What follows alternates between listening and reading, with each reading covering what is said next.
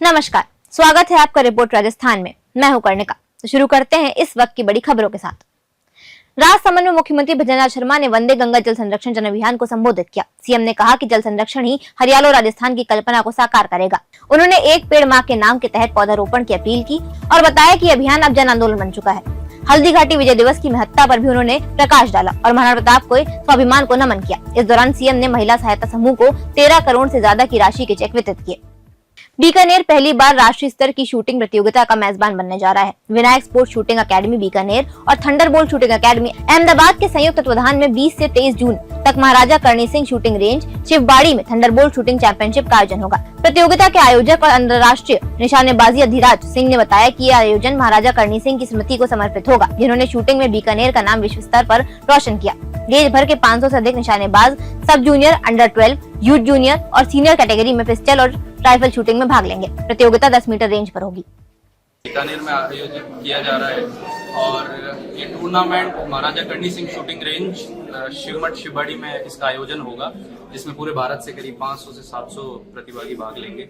और इसका मूल कारण और हमारा पर्पस ये टूर्नामेंट करवाने का यही है कि बीकानेर को वापस स्पोर्ट्स मैप पे ला सकें और जो महाराजा करणी सिंह जी का हेरिटेज था, जो एशिया की पहली शूटिंग रेंज बीकानेर में सेटअप हुई, तो वो विलुप्त होता जा रहा है। एक छोटा सा प्रयास है कि यहाँ पे अगर इस तरीके का आयोजन करेंगे तो शायद धीरे धीरे लोगों को बीकानेर के बारे में और पता लगेगा। राजस्थान के अलवर जिले के मुंडावर उपखंड के गांव पहल में बुधवार को 52 गांवों की महापंचायत हुई।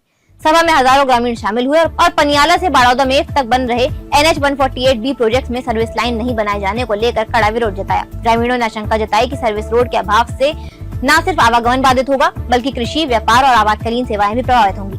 महापंचायत का नेतृत्व पूर्व प्रधान सम्मी चौधरी ने किया और बैठक में टेहड़की, रायपुर, मोहम्मदपुर, नागल बावड़ा, बावड़ी सहित 52 गाँवों के लोगों ने भाग लिया। ग्रामीणों ने एक ज्ञापन केंद्रीय मंत्री नितिन गडकरी, भूपेंद्र यादव और मुख्यमंत्री राजस्थान के नाम सौंपा, जिसे थानाधिकारी महावीर सिंह शेखावत ने जिला कलेक्ट्रेट तक पहुंचाने का आश्वासन दिया। ग्रामीणों ने चिताया कि 15 दिन में समाधान नहीं हुआ तो आंदोलन और तेज किया जाएगा। आज 10:30 बजे बाबा सैयद आश्रम पहल पर सभी किसान इकट्ठा हुए। हमने कलेक्टर साहब को एक ज्ञापन दिया। 148B जो पनियाला से लेके बड़ौदा मेव तक रोड बन रहा है, उसमें कहीं सर्विस लाइन का जिक्र नहीं है। ये हमारी लाइफ लाइन है। अगर ये सर्विस लाइन नहीं होती है तो हमको बहुत भारी समस्याओं का सामना करना है। ज्ञापन में हमने 15 दिन का टाइम दिया है। हमको विश्वास है पॉजिटिव जवाब आएगा। माननीय सांसद जी में क्षमता है भारी से भारी काम कराने की, एक अच्छे नेता हैं। हम हमारी बात उन तक पहुंचाइए और अगर जरूरत पड़ी तो मिलेंगे, उनसे बात करेंगे और अब गांव-गांव जाके और संपर्क करेंगे कि हमको किन किन नेता से कौन सी बात रखनी है और हमको आगे की कार्रवाई क्या करनी। हनुमानगढ़ जिले के नौहड़ उपखंड में बुधवार दोपहर सोनरी बस स्टैंड पर उस वक्त अफरा तफरी मच गई जब एक अनियंत्रित ट्रोले ने सवारियां उतार रही बस को सामने से टक्कर मार दी। हादसे में करीब 30 लोग घायल हो गए, जिनमें महिलाएं, बुजुर्ग और बच्चे भी शामिल हैं। घटना उस समय हुई जब मालिया से आई निजी बस सवारियां चढ़ा और उतार रही थी। तभी नौहड़ की ओर से आ रहे तेज रफ्तार ट्रोले बस से जा भिड़ा। टक्कर इतनी जबरदस्त थी कि मौके पर चीख पुकार मच गई। स्थानीय ग्रामीणों की मदद से सभी घायलों को नौहड़ के सरकारी अस्पताल में भर्ती कराया गया। सरपंच प्रतिनिधि विनोद लालर ने बताया कि कुछ घायलों की हालत इतनी गंभीर है जिन्हें अन्य अस्पताल में भर्ती किया जा सकता है। प्रत्यक्षदर्शियों का कहना है कि ट्रोला हादसे से पहले भी कई जगह टकरा चुका था। खाने साइड मालियों बस आई रोड पर पॉइंट पर रुकी जी और ट्रक को चालो तेज गति हूँ बस के टक्कर मारी। हमारे गाँव में एक जूस निकालने वाली रेडी और वो बुढ़ा बैठा है, वो पिंपल गट्टा बना हुआ था, उसके अंदर खड़ी बस के अंदर ट्रक वाले ने टक्कर मारी और कुछ ज्यादा कुछ जन आने वाली बात तो है नहीं। टूट फूट हुई है, करीबन 25-30 है, 20-25-30 लोग हैं। हाँ, सब बस में यात्री, एक दो बैठा भी था वहाँ पर। पिंपल को गट्टा बना हुआ है मालिया पॉइंट पर। हाँ, लगभग गांव वाले पहुंच गए और रायगिर भी ले गए अपनी गाड़ियों में आए, एम्बुलेंस से ले आए, लोअर हॉस्पिटल पहुंच गए। वैसे कोई खतरे वाली ज्यादा बात नहीं। जालौर जिले के सांचौर क्षेत्र में बुधवार को मुख्यमंत्री भजनलाल शर्मा के दौरे के दौरान एक ओर जहां वंदे गंगा जल संरक्षण जन अभियान की शुरुआत हुई, तो वहीं दूसरी ओर कांग्रेस का विरोध प्रदर्शन सुर्खियों में रहा। मुख्यमंत्री सीलू गांव पहुंचे, जहां नर्मदेश्वर घाट पर पूजा अर्चना कर जल अभियान की शुरुआत की और जनसभा को संबोधित किया। उन्होंने जल संरक्षण को आज की सबसे बड़ी चुनौती बताया और सभी से मिलकर प्रयास करने की अपील की। लेकिन इसी दौरान कांग्रेस कार्यकर्ताओं ने संचौर को पुनः जिला बनाए जाने की मांग को लेकर जोरदार विरोध कराया। कार्यकर्ता मुख्यमंत्री को ज्ञापन देना चाहते थे, लेकिन प्रशासन ने उन्हें रोक दिया। इससे नाराज होकर कुछ कार्यकर्ताओं ने नर्मदा नहर में छलांग लगा दी। मुख्यमंत्री भजनलाल शर्मा ने अपने भाषण में सीधे विरोध का जिक्र नहीं किया, लेकिन राजनीति से ऊपर उठकर जल जैसे मुद्दों पर एकजुटता की अपील की। आज मेरा बड़ा सौभाग्य है और सौभाग्य इस बात का है कि 5 जून को पर्यावरण दिवस भी था और गंगा दशहरा भी था। यह एक संयोग था और उस 5 जून से लगातार वंदे गंगा जल संरक्षण जन अभियान का कार्यक्रम और हरियाणा और राजस्थान का कार्यक्रम पूरे राजस्थान के अंदर चल रहा है।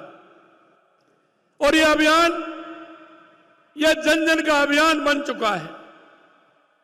और आज मैं बहुत ही अपने आप को गौरवान्वित महसूस कर रहा हूं कि मुझे मां नर्मदे के किनारे पर उनकी आरती करने का सौभाग्य मिला और उनका पंचामृत लेने का सौभाग्य मिला। मैं बहुत ही सौभाग्यशाली हूं। बाबा नर्मदेश्वर महादेव के दर्शन का भी लाभ मुझे मिला है।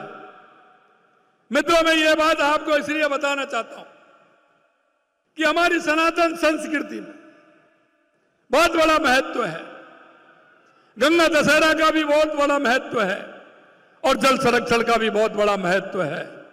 लगातार 5 जून से पूरे राजस्थान के अंदर कार्यक्रम चल रहे हैं।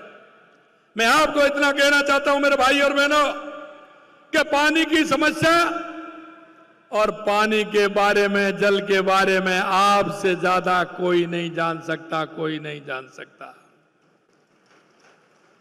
राजस्थान जो पानी के लिए हमेशा परेशानी में रहा, मैं धन्यवाद देना चाहता हूं हमारे देश के यशस्वी प्रधानमंत्री नरेंद्र मोदी जी को कि जब वो गुजरात के मुख्यमंत्री थे तो राजस्थान से ना कोई मांग थी, ना कोई डिमांड थी। उसके बावजूद भी उन्होंने मां नर्मदा का पानी हमारे राजस्थान के जालौर और बाड़मेर जिलों को देने का काम किया।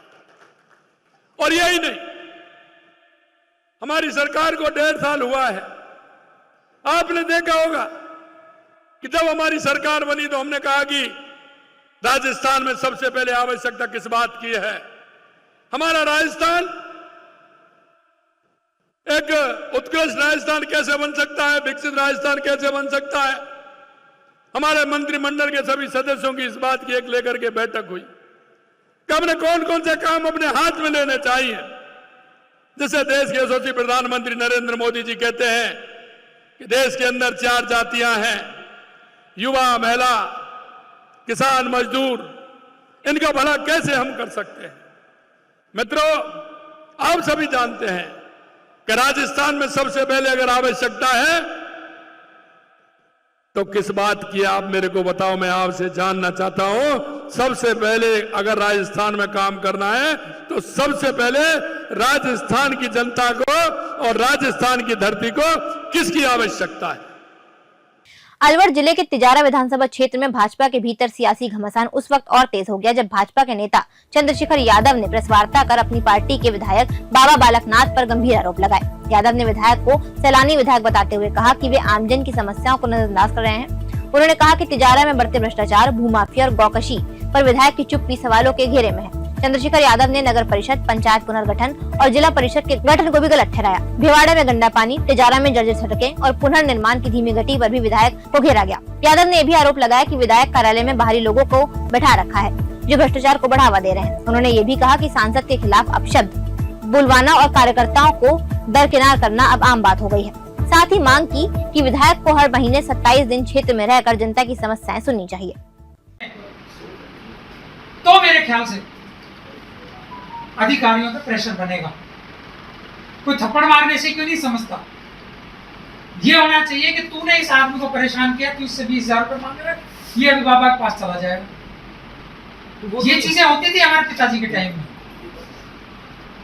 किसान जाता था, चाहे तहसीलदार हो, पटवारी हो, जेईएन हो, एईएन हो, थानाधिकारी हो, कोई हो, जिसने काम नहीं किया, वाजिब काम नहीं किया, 2-4 मिनट इंतजार किया, 10 मिनट किया, घंटा किया, नहीं सुनी, एक ही बात कहता था, कर रहा है या जाऊं जगमाल के पास। और जगमाल के पास पहुंचने से पहले उसका काम हो जाता। जानते हैं आपकी बात की ट्रिपल इंजन की सरकार है राजस्थान में, और हरियाणा में भी स्टेट गवर्नमेंट भाजपा की है और केंद्र में भी भाजपा की सरकार है। लेकिन उस ट्रिपल इंजन में एक बोगी हमारे आदरणीय बाबा बालकनाथ जी महाराज महोदय हैं, विधायक तिजारा। तो पहले तो वो अपना काम करें, वो जाके हरियाणा सरकार को अपना रिप्रेजेंटेशन दें, अपनी बात मनवाएं, ना माने तो सांसद महोदय का साथ लें, तब भी ना बने तो मोदी जी बैठे हैं ऊपर, बताएं उनको, दिखाएं ले जाके। सपना नहीं आता किसी को दिल्ली में बैठ के कि आज भुज में क्या हो रहा है, आज भिवाड़ी में क्या हो रहा है, भोपाल के एक मोहल्ले में क्या हो रहा है, किसी को नहीं पता होता। भाई जनप्रतिनिधि किस लिए चुने जाते हैं? आज बाबा बालकनाथ जी 2.5 लाख लोगों के, 3 लाख लोगों के वोटों के प्रतिनिधि हैं। तो यानी कि बाबा बालकनाथ जो बोलेंगे वो 3.5 लाख लोग जो तिजारा के हैं, जो वोटर हैं, उनकी आवाज है वो। तो बाबा बालकनाथ जाके कहें, पहले इंजन से कहें, दूसरे इंजन से कहें, तीसरे इंजन से कहें, कोई ऐसा होता है कि काम नहीं हो? लेकिन कोई प्रयास तो करे सार्थक, सीरियस। श्रीगंगानगर से बड़ी खबर आ रही है, जहां किसानों का आंदोलन लगातार तीसरे दिन भी जारी है।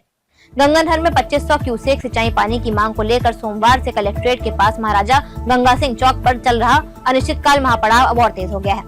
अब तक हजारों किसान शामिल हो चुके हैं और जिले भर में से किसानों का आना जारी है। धरने का नेतृत्व कर रहे विधायक रुपेंद्र सिंह कुन्नर और सांसद कुलदीप इंदौर ने सरकार पर तीखा हमला बोलते हुए कहा कि भाजपा सरकार किसान विरोधी है। उन्होंने आरोप लगाया कि फसल की बिजाई के बावजूद सरकार ने 2500 क्यूसेक पानी की मांग को नजरअंदाज कर दिया। किसान नेताओं ने चेतावनी दी है कि यदि मांगे पूरी नहीं हुई तो यह आंदोलन राज्यव्यापी रूप ले सकता है। उन्होंने मंच से पंजाब द्वारा हिस्से का पूरा पानी न देने और बीकानेर कैनाल क्षेत्र में पानी चोरी जैसे मुद्दों पर भी विरोध जताया। किसानों का दो टूक संदेश है, पानी नहीं तो आंदोलन और तेज होगा। उनका कहना है कि ये सिर्फ पानी की नहीं बल्कि सीमावर्ती जिलों की खेती और किसान के भविष्य की लड़ाई है।